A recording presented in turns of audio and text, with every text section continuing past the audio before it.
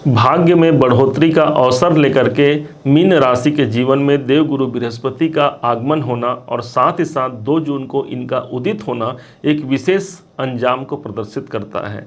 आज हम इसी बात को समझने जा रहे हैं कि कौन कौन से हमारे भाग्यवर्धक कार्य सिद्ध होने वाले हैं। ध्यान दीजिएगा, एक ऐसा समय है जब देवगुरु बृहस्पति उदित अवस्था में आ गए हैं। जैसे आप और हम एक छोटी सी निद्रा के बाद, एक छोटी सी झपकी के बाद एक अपने आप को रिफ्रेश महसूस करते हैं, ताजगी महसूस करते हैं, ठीक इसी प्रकार से देवगुरु बृहस्पति के अंदर ये ताजगी संपन्न हो गई है। अर्थात ये अब जो प्रभाव देंगे वो ज़्यादा मजबूती से देंगे और अब अगले 1 साल तक न ही ये अस्त होने वाले हैं और न ही किसी प्रकार से किसी प्रॉब्लम में आने वाले हैं। अर्थात मीन राशि के ये स्वामी हैं, अर्थात मीन राशि के जीवन में कोई विशेष प्रॉब्लम नहीं आने वाले हैं। क्यों नहीं होगा और क्या इसके शुभ परिणाम होंगे, इसी बात को हम समझने वाले हैं।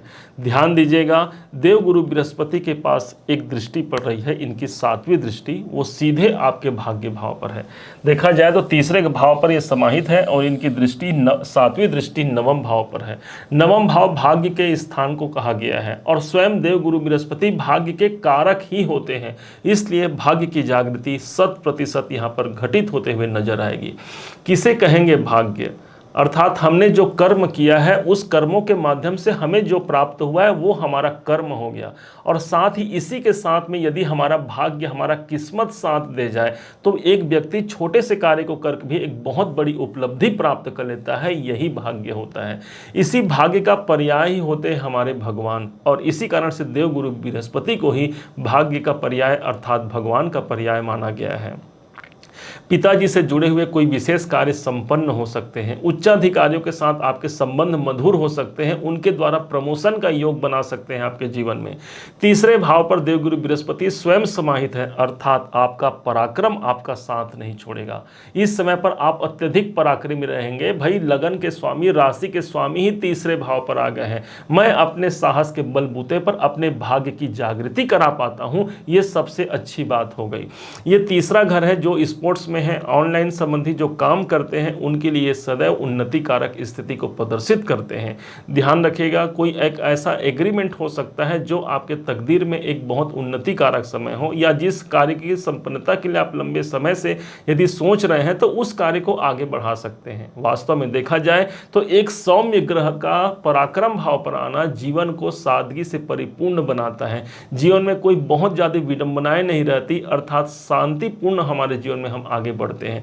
ये स्थान मेरे संघर्षों का है। देवगुरु बृहस्पति आ गए हैं, अर्थात संघर्ष नहीं रहेंगे और वो संघर्ष भी हमारे सॉफ्ट हो जाएंगे, छोटे हो जाएंगे, जिसके माध्यम से हम सफलता की ऊंचाई को शीघ्र अतिशीघ्र प्राप्त कर सकते हैं।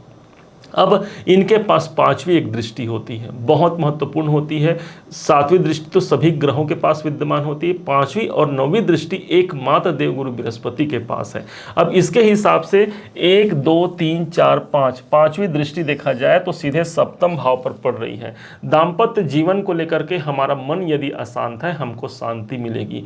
विवाह संबंधी रिश्तों में हम यदि प्रयास कर रहे हैं, विवाह संबंध फिक्स नहीं हो पा रहे हैं, यहाँ पर विवाह होने की संभावना काफी प्रबल हो जाती है।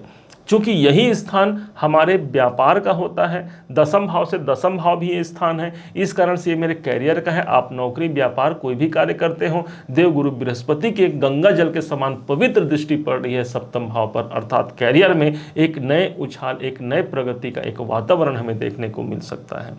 एक ऐसा स्थान है 7वां भाव जहां पर मेरे मित्रगण होते हैं, जहां पर मेरे पार्टनर होते हैं, तो उनका सपोर्ट मुझे मिलेगा। ये एक सबसे अच्छी बात हो गई कि जो आपके संग रहेंगे, जो आपके संग काम करेंगे, उनका सपोर्ट, उनका समर्थन आपके जीवन को उन्नत बना सकता है, उनका साथ आपके जीवन में विकास करा सकता है। अब समझते हैं इनके पास जो 9वीं दृष्टि है, बहुत महत्वपूर्ण होगा, ध्यान से सुनिएगा। इनकी जो 9वीं दृष्टि होगी वो सीधे एकादश भाव पर है। अब एकादश भाव को देखा जाए तो ये स्थान मेरे लाभ का स्थान होता है, इसलिए कोई बड़े लाभ की आप आशंका लगा करके बैठे हैं कि मुझे कोई बड़ा लाभ हो जाए, तो हाँ, ये समय हो सकता है कि कोई बड़ा धन लाभ करा जाए। एकादश भाव मेरी इच्छाओं की पूर्ति का होता है, कोई बड़ी इच्छाओं की पूर्ति यहाँ पर हो सकती है। कोई कामना है, बहुत लंबे समय से चल रही है, पता नहीं वो काम मेरा सिद्ध होगा कि नहीं होगा, या किसी काम में डिले हो रहा है, विलंब हो रहा है, तो ये समझिए गुरु की दृष्टि पड़ गई है और वो भी भाग्यवर्धक दृष्टि है, मुझे भाग्य का सहारा मिल गया। गुरु का सहारा मिलना अर्थात भगवान का सहारा मिलना। और इसीलिए कहा जाता है अब दुनिया का सहारा क्या लेना, बस तेरा सहारा काफ़ी है। और इसी प्रकार से गुरु की दृष्टि हमारे एकादश भाव पर है, मेरे इनकम में बढ़ोतरी होगी, मेरी कामनाओं की सिद्धि होगी। एक ज्योतिषी को जब किसी जन्म कुंडली का विश्लेषण करना होता है तो जब तक 11वां भाव मजबूत न हो, 11वां भाव पर शुभ ग्रहों की दृष्टि न हो, तब तक उस इवेंट को होने में प्रॉब्लम जाती है। लेकिन जब 11वां भाव वहां पर दिख जाए तो एक ज्योतिषी प्रेडिक्शन दे सकता है कि हाँ भाई आपका काम इस समय पर सिद्ध होने वाला है। और शायद यही कारण होगा कि देवगुरु बृहस्पति अभी तक नहीं, आगामी पूरे 1 साल तक आपका सपोर्ट आपके इनकम के लिए करने जा रहे हैं। यदि आप समाज से जुड़े काम करते हैं, सोशल मीडिया से जुड़ा कोई काम करते हैं, आपके लिए सफलता कारक सिद्ध होगा। बड़े भाइयों से सफलता कारक सिद्ध होगा, छोटे भाइयों से संबंधित कोई कार्य आपके बन सकते हैं। चूंकि देवगुरु बृहस्पति तीसरे घर पर है, एक चीज का हमें ध्यान रखना होगा और वो है स्वयं के पराक्रम को कभी कम होने मत दीजिएगा। माना जाता है देवगुरु बृहस्पति जहां होते हैं वहां हमारा फोकस नहीं बन पाता, हम उस स्थान को भूल जाते हैं और यही स्थान पराक्रम का स्थान है। कुछ भी हो जाए अपने सामर्थ्य को, अपनी शक्ति को बरकरार रखिएगा। कॉन्फिडेंस देने के लिए देवगुरु बृहस्पति आए हैं, अब बस बारी आपकी है, आप कितना उस कॉन्फिडेंस को आगे बढ़ा करके अपने कार्य को आप संपन्न करा सकते हैं। देखा जाए तो आपके अपने ही राशि के स्वामी हैं और इसलिए जब जब गुरु का ट्रांजिट होगा, जब जब इनका गोचर परिवर्तन होगा, तब तब आपके जीवन में परिवर्तन होगा।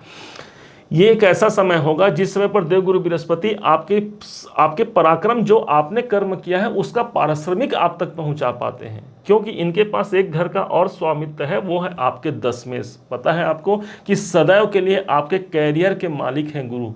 ये देखा जाए तो देवगुरु बृहस्पति आपके भाग्य के कारक होते हैं, लेकिन कैरियर के मालिक होते हैं। यहाँ पर 9 नंबर की राशि है, धनु राशि है, धनु राशि के स्वामी देवगुरु बृहस्पति हैं, जो कि मीन राशि से ठीक 10वें भाव को रूल करते हैं।